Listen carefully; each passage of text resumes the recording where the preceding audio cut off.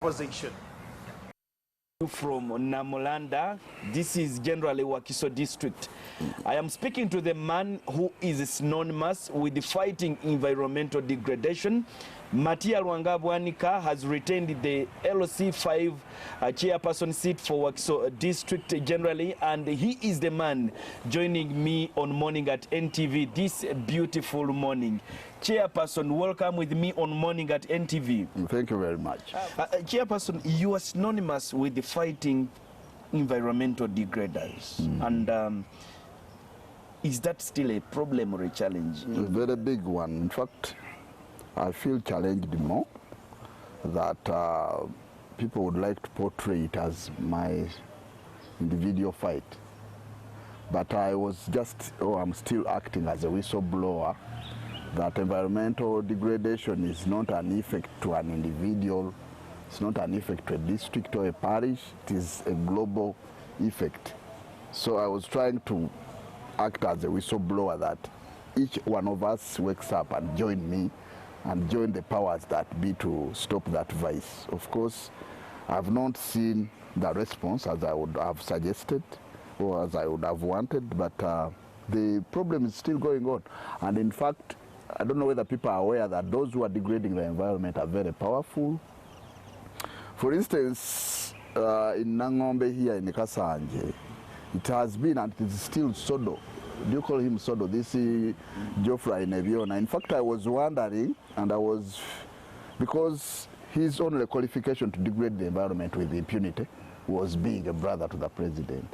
So when I heard he was going to join parliament, then I said, since he has been doing so without that, office, what if he becomes MP? It's good now, he didn't, but of course I knew, and I don't know how they settled that deal with the Kutesa's family, but you never know, he might become a minister. So if one degraded the environment by virtue of being a brother to the president, when he holds another office, then it becomes catastrophic. Chairperson, are you trying to tell us that these degraders come as individuals, but in actual sense they have a force behind? Yeah, true. Whether they have it or not, but they are highly connected, that no one under the circumstances of law enforcement can, engage them. For instance, Nema has been helpless. I've tried everyone. I've tried the police still.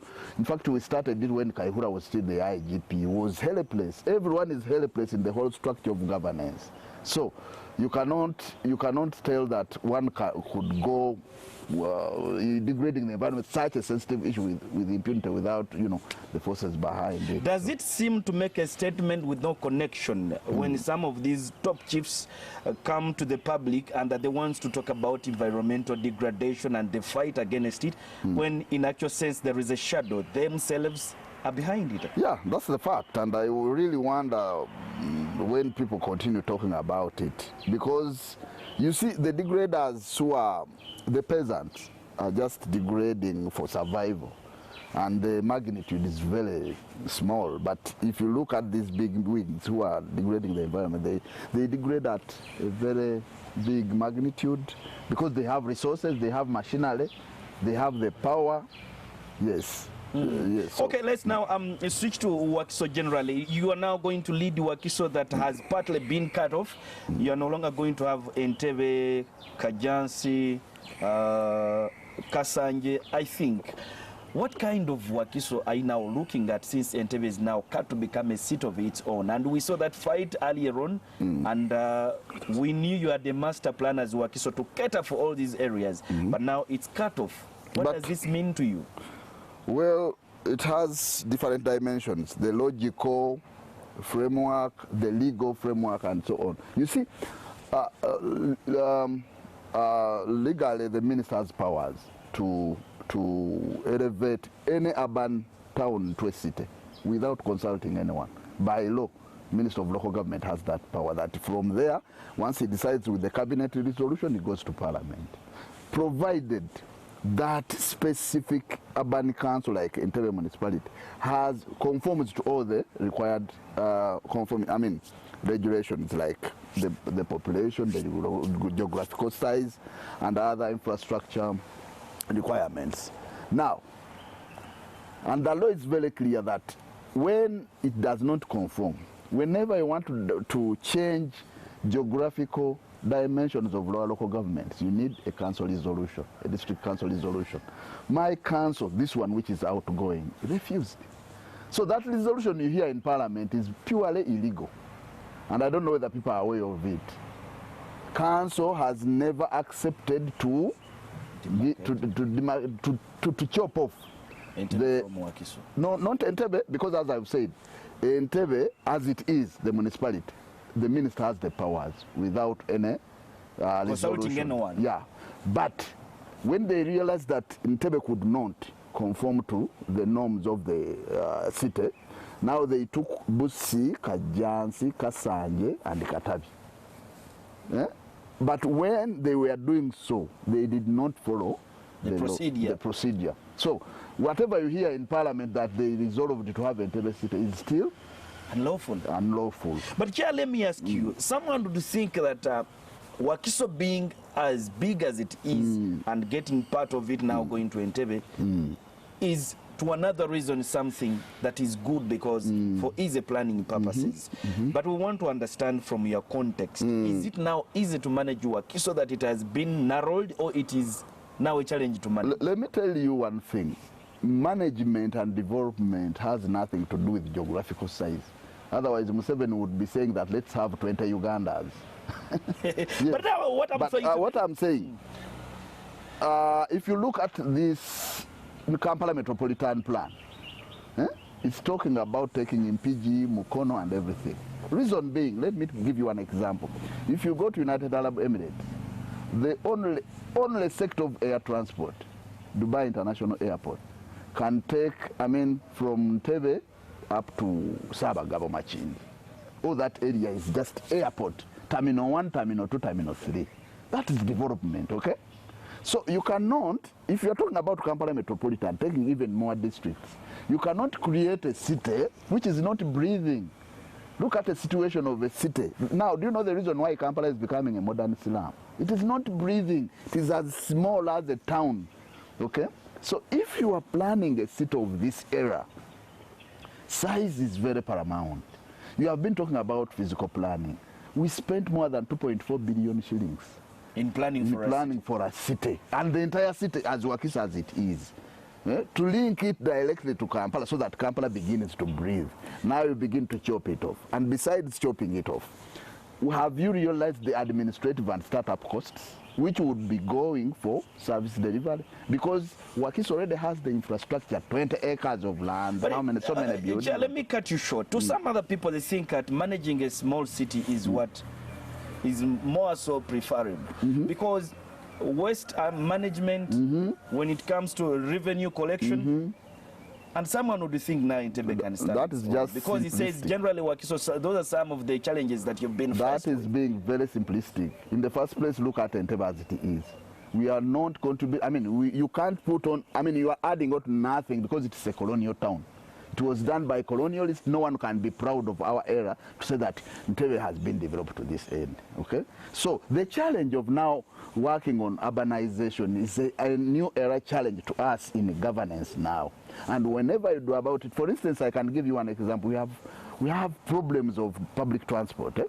The reason why you have problems of public transport is those many power centers, so many town councils. Today we have spent 5 years without collecting revenue from public parks, transport parks. Reason, we created so many governments, lower local governments. Each government was collecting revenue from one individual, and it was a result of multiple taxation that even the president. Okay, but Chair, let's now switch to Wakiso. You have now gotten into office, and Entebbe is what it is, and I think it's now a Gonde. But what are some of the challenges that you are addressing in as far as we're getting to this office for another term? Of course, those are some of the challenges that politics supersedes the development. Of course, as you've been watching, from parliamentary to lower local governments, leaders come from the opposition. And we are suffocated that if you look at the gross domestic product of Wakiso, what we contribute to the national coffers, vis-a-vis what is given back, there is that imbalance. In fact, it would be logical if they were considering Wakiso with a special status because it is special and unique as it is. Look at its features and national institutions just found in it. The international airport, the Nambores, the Namugongo shrines, and so on and so forth.